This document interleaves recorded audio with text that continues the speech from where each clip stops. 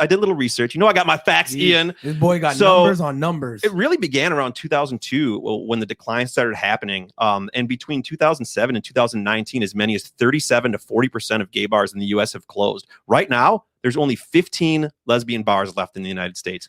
15. I think it's 30. I don't want to. So there was a documentary done, and Walker's Pint is a part of it. So I think it's at. I don't want to but this was according to the ASA.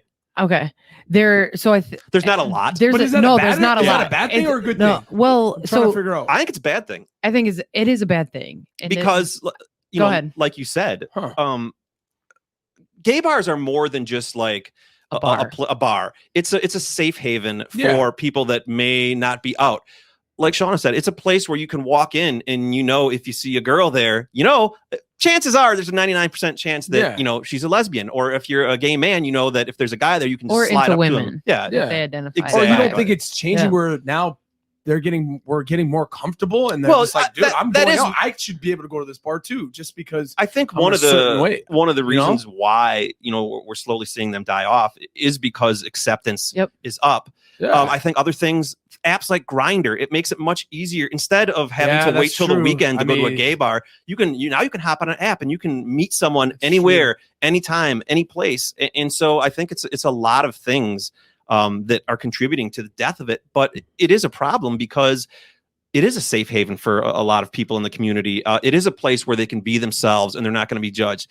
Yes, you can probably go into some bar downtown in the 3rd Ward and be yourself, but like you're not going to go there and really dress the way you want to, really act the way you want, or to speak on that, I think it's about community, and that's the part. So the sad part is, and so there's a really cool documentary, and I feel terrible, but so we have Walker's Pint where I started DJing, which is on 2nd and National, right?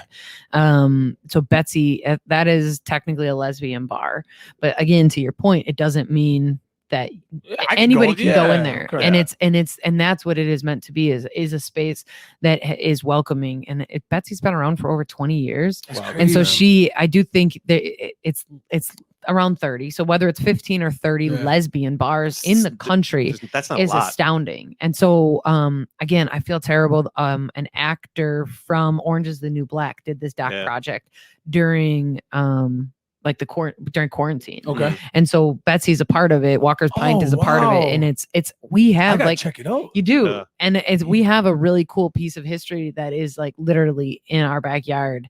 That's awesome. I cherish because like selfishly, I would not be who I am without Walker's Pint and without Betsy. I bet. Yeah. And so while I can go anywhere holding my girlfriend's hand, right, and be myself, there's something different about a community. And that's what we look at is, again, experiences and people who, again, if you identify as LGBTQ plus or you don't, and you're an ally and you're in that space, there's something about being together. Oh, absolutely. That, like you said, it's what makes the gay bars special. Sure. And that is, they started, you look at the history of gay bars, and it started because people had to hide who they were. Exactly. And they were secret, and they were, like in alleys and blacked out windows. And that's why you look at the buildings, like Betsy talks about it. She wanted windows. She wanted really big windows. She wanted people to be able to see in and look out. Nice. That like, this is our world and we belong here just as much, but you can also feel safe because I can't, I just had an event at the Pint. We were outside, did a dunk tank for a fundraiser for the Pint, and I met people that weren't out, that are my age, that are peers, that just they live in a different part of the state, and that was like where they come on the weekends. Crazy. And they're and like you said, I'm never judging it, but it breaks my heart that they feel that way, that they've been brought up that way. Sure. And so it definitely is special, and it's definitely something that I cherish. And again, the people that have come, I'm only speaking on the Pint, we have such a plethora of amazing, I think, gay and lesbian bars and clubs in our city, and I think we have a pretty great neighborhood. But it is something that I think that we do have to value, and we can't let them, we have to continue to support them, because it's the community side of it is I think what is even bigger than the bar itself. The community side. So what about like the youth? Yes. I know. Like touching on a kid, I got 2 daughters. I'm different. I grew up, they can do whatever they want as long as they're loved, as long as they are good people. I'm fine with it. But what if you got the youth that like maybe their parents are still like, no, you can't do that. You got to wear this. I mean, and you've seen all that stuff on Instagram, viral stuff where the dad's like punching the boy because he doesn't want him to, you know what I mean? He's trying to punch it out of him. And it's like some of that stuff, it makes me cry almost. And it's like, because I have kids, right? I would never, ever tell my kid they can't love someone because of their different gender or their feeling or color. I could just never put a stipulation that how could you do that? That's going to bring your kid happiness. And I just don't understand. I just don't get it. It's just like racism too, right? It's like, it doesn't make sense, but how do the youth, did you deal it when you were younger? Like, how did you do that? I didn't with my family, but there were external factors and there were things there's like a story my freshman or sophomore year in high school for me. A very popular clothing store at the time. I don't like to mention what it is because then I date myself. Yes. But a very popular clothing store at the time that everybody was wearing. And so I remember walking in. My aunt took me like back to school shopping. Yeah.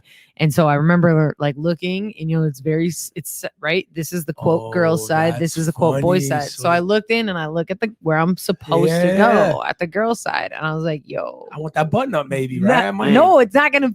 I didn't like it on the girl side. Like, I mean, Martin already knows where this story is going, but no, like I wanted nothing to do with that side of the floor on the girl side. Like, and then it didn't fit me. Like that was the other crazy part. That was like they changed their sizing like drastically, and so I look over to my left on the boy side. You were looking at V-necks. Right, I was looking at button ups, and I was like, "All right, let's go."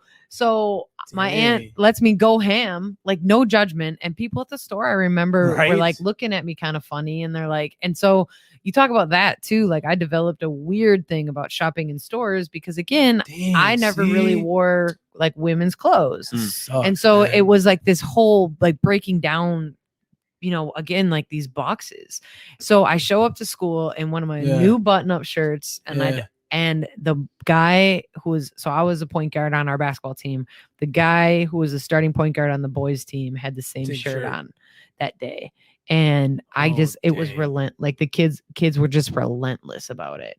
And it's something that I'll never forget. Dude. And so that's deep. It's clothes, right? Yeah. And that's it. And like I didn't even think twice about it. Yeah. I put it on. I felt comfortable. I didn't think I didn't like for me, I didn't want to be a boy. It was just like, this is a good shirt. I like this shirt. It fits me nice. Like, I like how it looks. Like, let's roll. Got to go to school. And so there's so many things that you look at that have, continue to just like chip away. You just have to continue to try to be, figure out where that community comes in. And to answer